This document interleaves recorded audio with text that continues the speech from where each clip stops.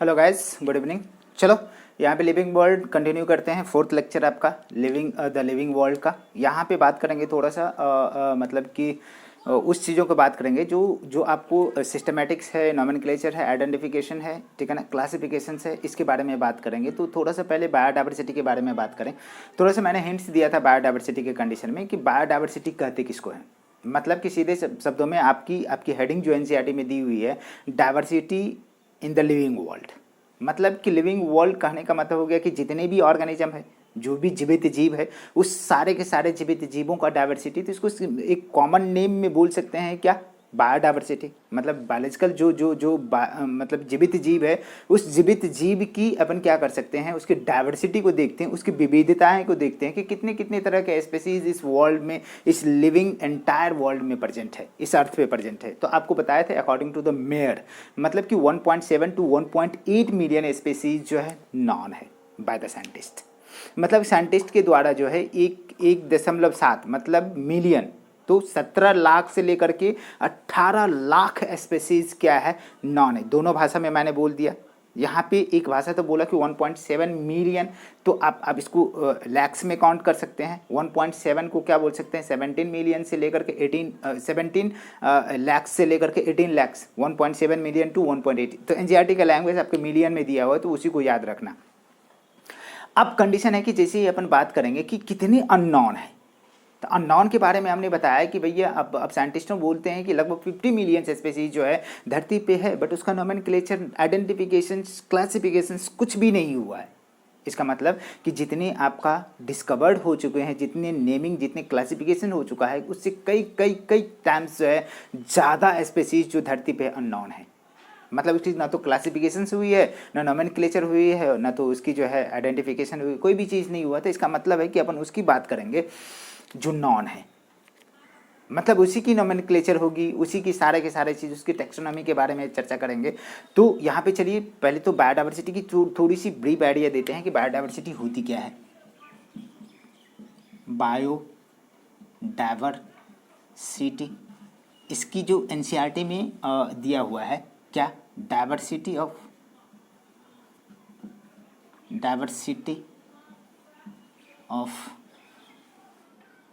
The living world आपकी heading है, तो उसको सिंपल तरीके से बायोडाइवर्सिटी बोल सकते हैं, लिविंग वर्ल्ड। ठीक है, इसकी चर्चा करेंगे। तो इसमें अकॉर्डिंग टू द मेयर भाई साहब बोलते हैं कि 1.7 टू 1.8 मिलियंस मतलब क्या होता है, 10 लाख। ये तो समझ में आती है ना जी, 1 मिलियन में कितने, 10 लाख। तो ये कितने हो गया, 17 लैक्स टू 18 लैक्स, ठीक है ना। इतने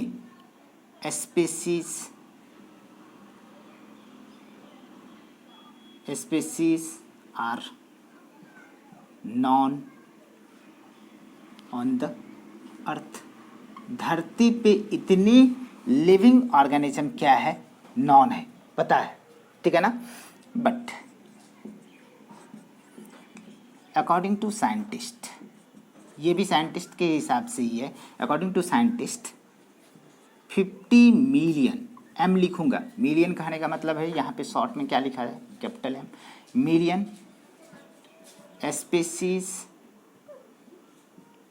इसको एसपीएस लिखते हैं, species are unknown on the earth. इतने बात समझ में आ रहा है। ये छोटी छोटी बातें हैं, आपको इंफॉर्मेटिक है, जो आपको इन्फॉर्मेशन ये सारे के सारे देना पड़ता है। अब चलिए यहाँ पे बात करेंगे कि total number and types of, ठीक है ना, total number and types of species present on earth is known as क्या, biodiversity. Total number and types of species present on the earth is known as क्या भैया, biodiversity. इसे क्या बोलते हैं, बायोडाइवर्सिटी। नंबर एंड टाइप्स, कितने number में, कितने टाइप्स के ऑर्गेनिज्म या स्पेसीज प्रेजेंट है, किसी की बहुत सारा स्पेसीज प्रेजेंट होता है, जैसे नोमेनक्लेचर में बात करेंगे। तो यहाँ पे जैसे ही अपन बात करेंगे तो कुछ टर्मिनोलॉजी की बात करेंगे। जो टर्मिनोलॉजी आपकी जैसे नोमेनक्लेचर है, टैक्सोनॉमी है, सिस्टमैटिक्स है, क्लासिफिकेशन है, आइडेंटिफिकेशन है, ठीक है ना, कैरेक्टराइजेशन है, ठीक है ना, एवोल्यूशनरी सीक्वेंस, ये सारे के सारे यहाँ पे बहुत सारे टर्म की भी बात करेंगे। तो चलिए यहाँ पे बात करते हैं, ठीक है ना, टर्मिनोलॉजी का। कुछ टर्म की बात करेंगे। तो यहाँ पे सबसे पहले बात करते हैं, ठीक है ना, चलिए यहाँ पे बात करेंगे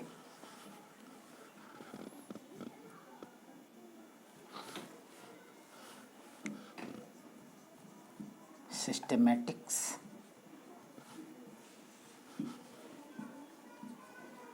टैक्सोनॉमी।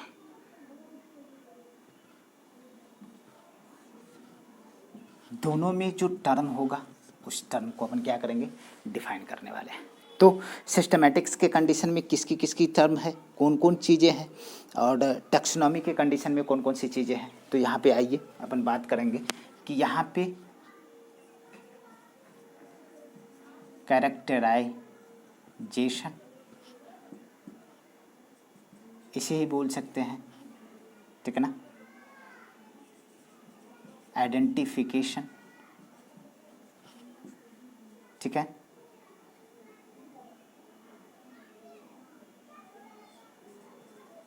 क्लासिफिकेशन,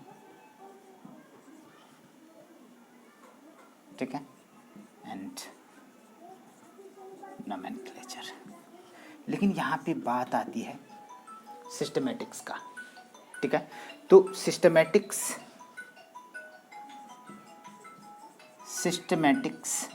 पहले टर्म है। Systematics term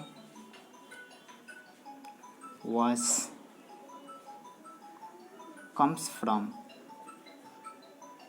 Latin word that is known as क्या, systema. That means systematic arrangement of living organism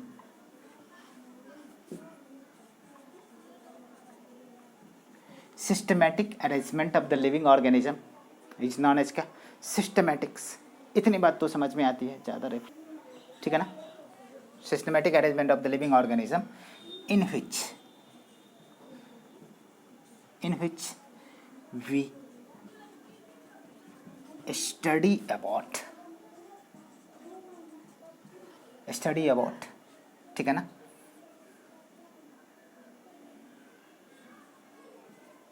characterisation,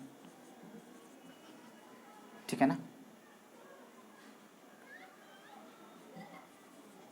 identification. यहाँ पे छोटा शब्दों में लिख सकते हैं सिंक, ठीक है, आइडेंटिफिकेशन, फिर नोमेनक्लेचर एंड क्लासिफिकेशन।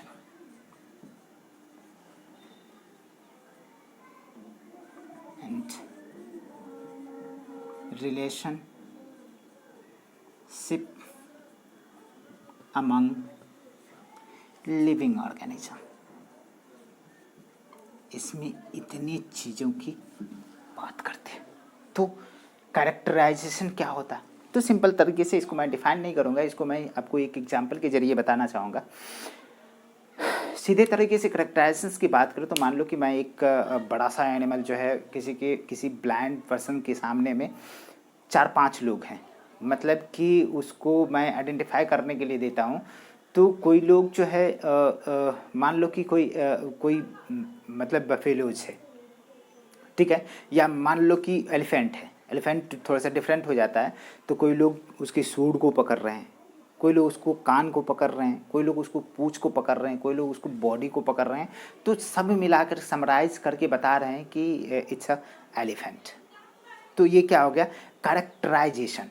तो अलग अलग टर्मिनोलॉजी की अपन बात करेंगे, सबकी अलग अलग बात करते हैं। तो कैरेक्टराइजेशन में क्या कह सकते हैं कि यहाँ पे सीधे तरीके से बात करेंगे क्या कि कैरेक्टराइजेशन जो है it is individual consideration of the organism, ठीक है ना। इट इज़ इंडिविजुअल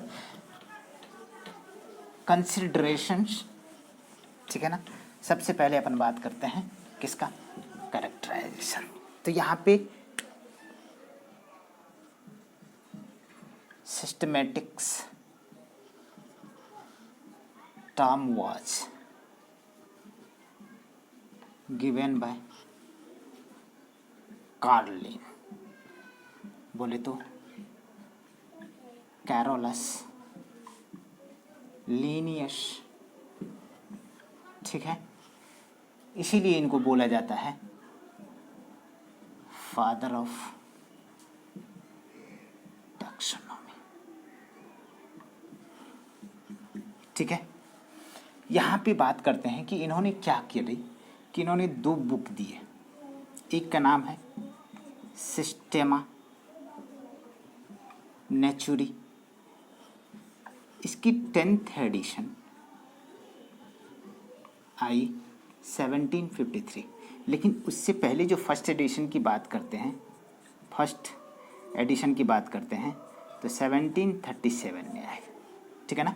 इसमें उन्होंने एनिमल के बारे में बोला और एनिमल को डिस्कवर करा कितना, 5900 और दूसरा है स्पेसीज प्लांटेरम, ठीक है ना।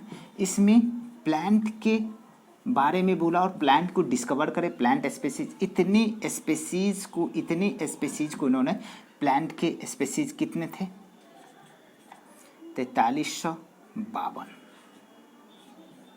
इतना प्लांट स्पेसीज को मेंशन किया।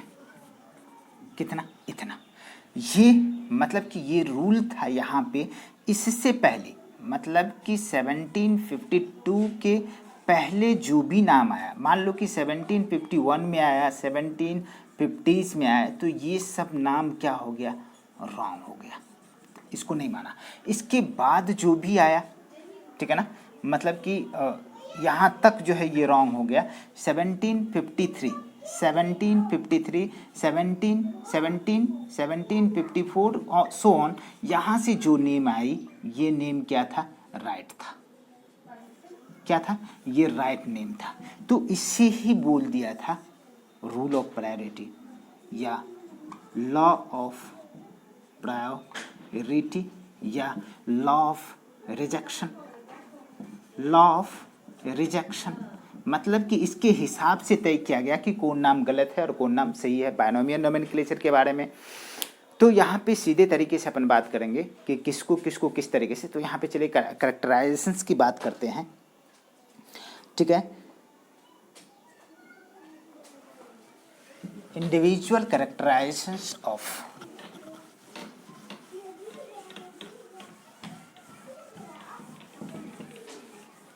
ठीक है। यहाँ पे सीधे तरीके से बात कर सकते हो कि कैरेक्टराइजेशंस के कंडीशन में अपन बात करें कि it is an individual, it is an individual consideration of characterisation for a living organism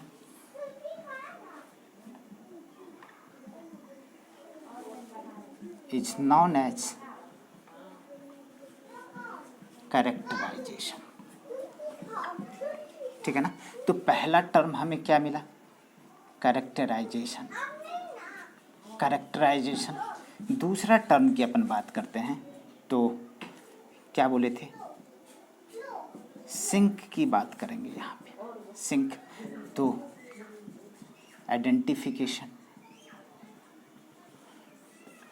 identification,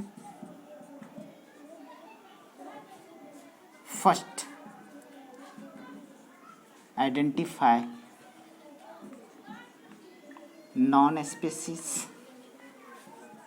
then identify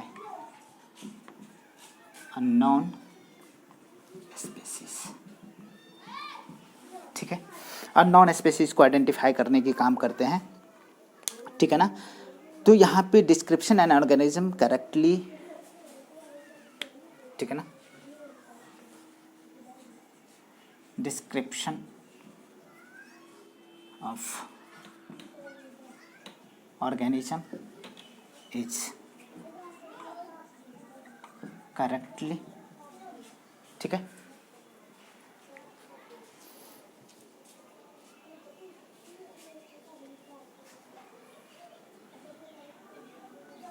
so that organism is correct named। यहाँ पे बात करते हैं आइडेंटिफिकेशन की। ठीक है, आइडेंटिफिकेशन हो गई। फिर बात करेंगे किसका, तो नोमेनक्लेचर की। ठीक है, और नोमेनक्लेचर की कंडीशन में आपको बात करें, बस 2 टर्म है, ठीक है ना, दोनों टर्म के कंडीशन में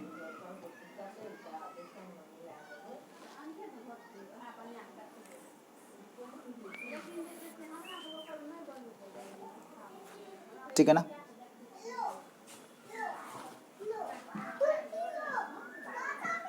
process of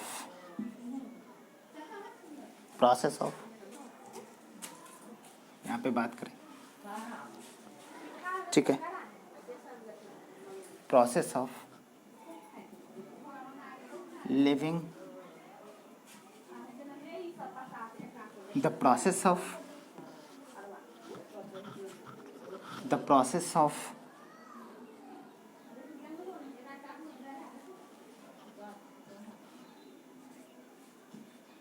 naming of living organism is living organism by a standard name to known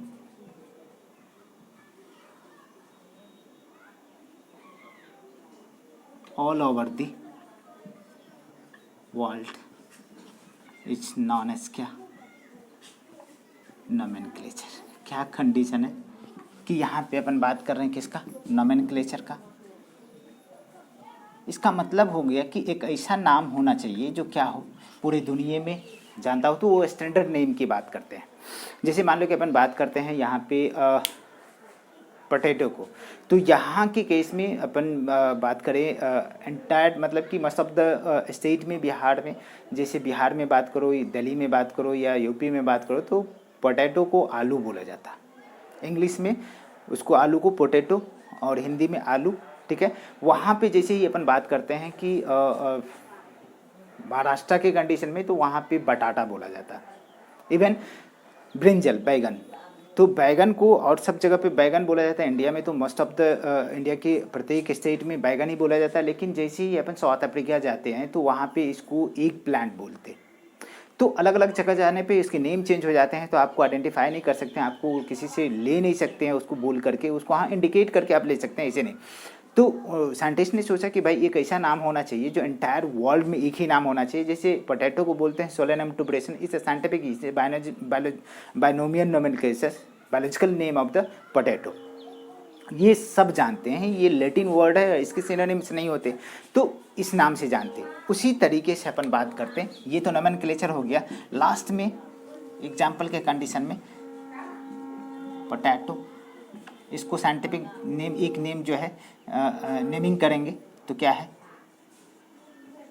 Solanum टुबरोसम, और इसको क्या करते हैं, अंडरलाइन करते हैं। बाद में नोमेनक्लेचर की बात करेंगे। यहाँ पे है क्लासिफिकेशन की बारी। अब नेमिंग हो गया, अब इसको क्या करते हैं, क्लासिफाई करते हैं।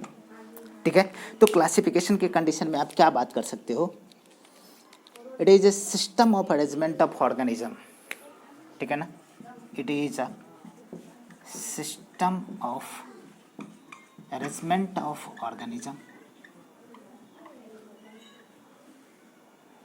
on the basis of similarity, dissimilarity and, ठीक है ना, क्या क्या कंडीशन है, डिसिमिलैरिटी एंड रिलेशनशिप, ठीक है ना, एंड रिलेशनशिप,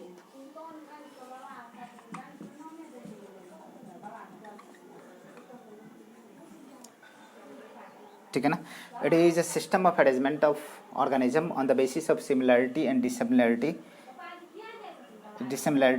एंड रिलेशनशिप,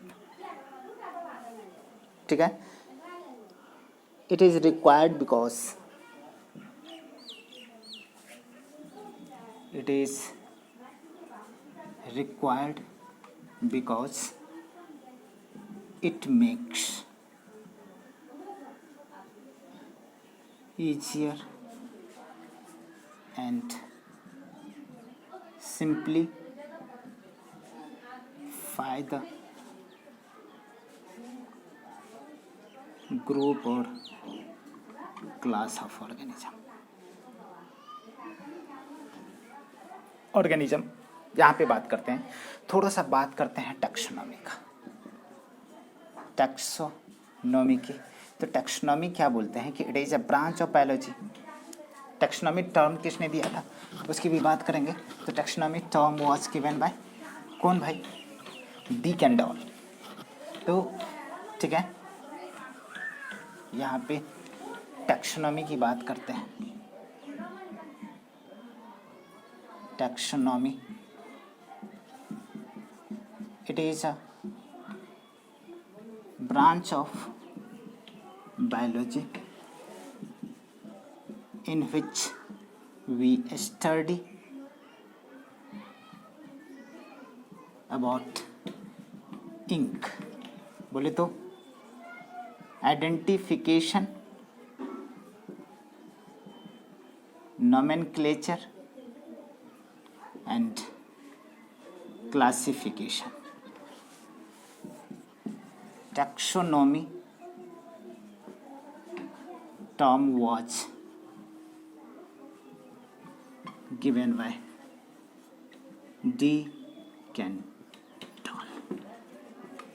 ठीक है, यहाँ पे कुछ टैक्सोनॉमी नोमेनक्लेचर के लिए कुछ वर्ड दिए जाते हैं जो आपको बताएंगे। International botanical nomenclature, international zoological nomenclatures, international bacterial nomenclatures, international viral nomenclature से इसको कब कब दिया गया, किस तरीके से दिया गया, ICBN क्या है, ICZN क्या है, ये सारे के सारे बात करेंगे। नोट डाउन करिए।